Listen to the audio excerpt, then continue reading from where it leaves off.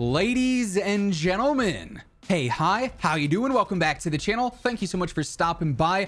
The response to MW2 so far, I feel like, has been pretty mixed. Obviously, some players love it, some players hate it, but it seems like the overall feedback from Infinity Ward has been very strange so far. They've given us a couple of community updates throughout beta weekends 1 and 2 thus far. We also got a brand new one today that introduces some very interesting things, and it does seem like they are starting to, listen to our feedback a little bit more intently.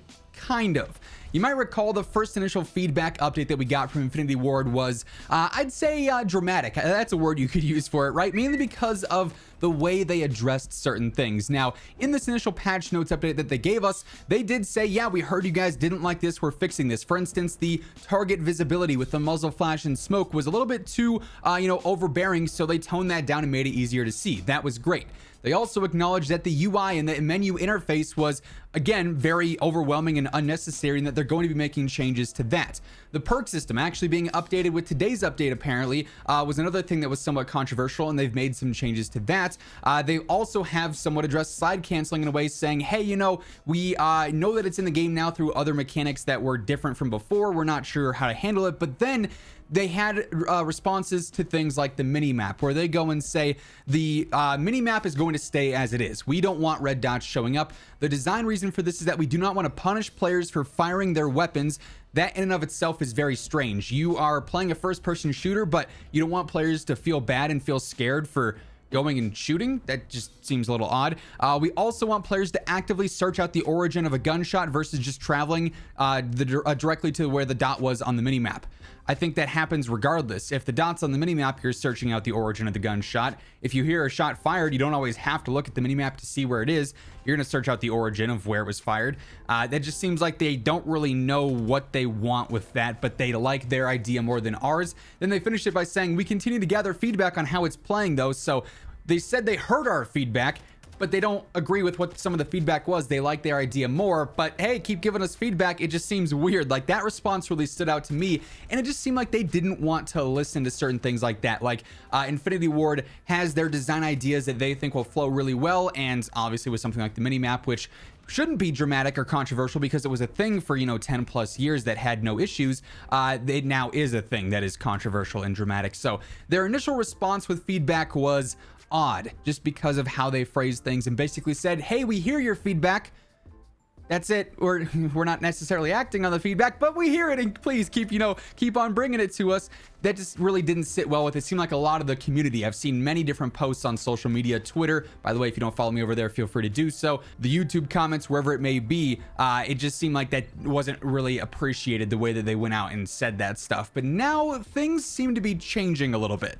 So as mentioned, with the update today that makes the beta open, they ended up putting in their patch notes from earlier on in the week saying that the earn rate for the perks is going to change once it's open for all platforms, and it'll be a faster earn rate to get all your perks. So your tier 2 and your tier 3 perks that are before only accessible after 4 and 8 minutes into a match usually are going to be accessible way earlier, and bring it more in line with the classic perk system. That to me is solid, and like I said, that should happen with today's update since it's now open to all platforms. But more importantly, the tweets that Infinity Ward put out last night really give us some spicy information, to say the least, because they're finally addressing something that has been a very hot topic in the community, and it hasn't been touched on in a long time. So they tweeted out saying, headed into the Modern Warfare 2 beta weekend, here are a couple of new updates from us. Tomorrow, we're going to be taking live action against cheaters and hackers in beta matches. We'll talk more on that here in just a moment, but the most important tweet is them saying, we heard a lot of you on disbanding lobbies. We are working on a few tweaks to increase the chance of lobbies staying together and improving the UI when it happens. So as mentioned, this is the first time in years that they've addressed lobbies disbanding, likely because that is a corporate decision from Activision, just like skill-based matchmaking is, just like other certain features are, because it's a money-making business. The devs might want one thing, but if Activision says, no, you're doing this, they're kind of stuck with doing that, right? So lobbies disbanding obviously means you play one game and then you're kicked into an entirely new pool. Why is that? Or new lobby, I should say, to just be clear. Why is that? Because of skill-based matchmaking. If you do really, really well against one team, they don't want you to play against that same team again because you're going to do really, really well against them again. They don't want that one team to just get stomped over and over and over again, right? Until they back out on their own accord. And that's leading to them having less fun and probably playing the game for a shorter amount of time. So when you disband the lobbies, then you do really well against one team, you stomp them, you win 190 to, 20, you just absolutely obliterate them or whatever. And then you go into your next match, you're going to be matched up against players more equal to your skill level compared to your last recent performance. And then it's a more competitive game and they think you have more fun because of that.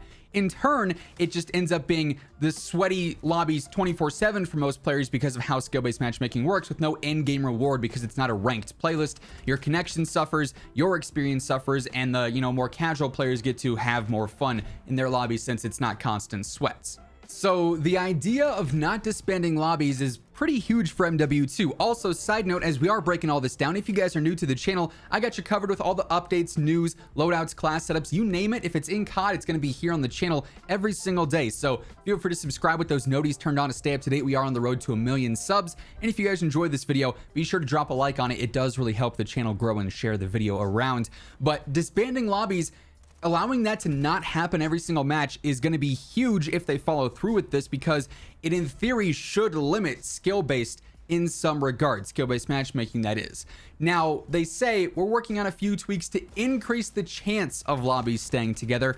I have a feeling that this is likely going to happen when matches are close in competition. You'll still end up getting disbanded lobbies if you win by a ton of points. If you're playing TDM and win 75 to 20, you're probably going to have your lobby disbanded. But if you're playing TDM and you win 75 to, 69, nice, it might stay together because that lobby is a lot more competitive. So in my opinion, it's great news that they are finally addressing that and listening to the feedback, the very critical feedback that disbanding lobbies is not a great thing.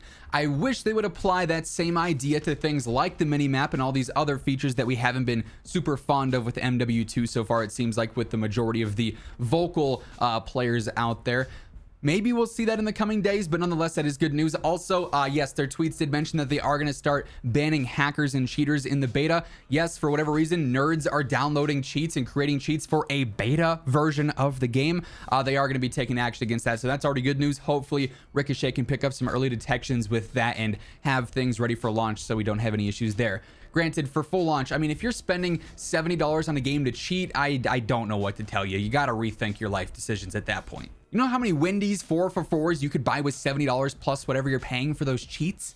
Anyways, as mentioned earlier, today's update did in fact change the perk earn rate, which is pretty exciting, so we can now play with that and see if we like that more than the initial system. I imagine most players will enjoy having their perks faster into a match than later on into a match. And we have the additions of standard ground war, which I'm very excited for, and hardpoint in 6v6 as well, so some new things to try out there. That being said, though, that is effectively going to wrap things up for this one. If you guys enjoyed the video, let me know by dropping a like on it. And if you are new to the channel, as mentioned, every single day, I got you covered with literally everything going on in COD. So feel free to subscribe and be sure to turn on those post notifications so you'll always know whenever I upload a new video. And as always, if you want to check out any of my partners, be sure to use code WhosImmortal for a discount on all Scuff, G Fuel, Gamer Advantage, and Control Freak products. And the links for all those can be found down in the description below. But once again, thank you so much for tuning in, and until next time, take it easy, have an awesome rest of your day, and I'll catch you guys later. Peace out.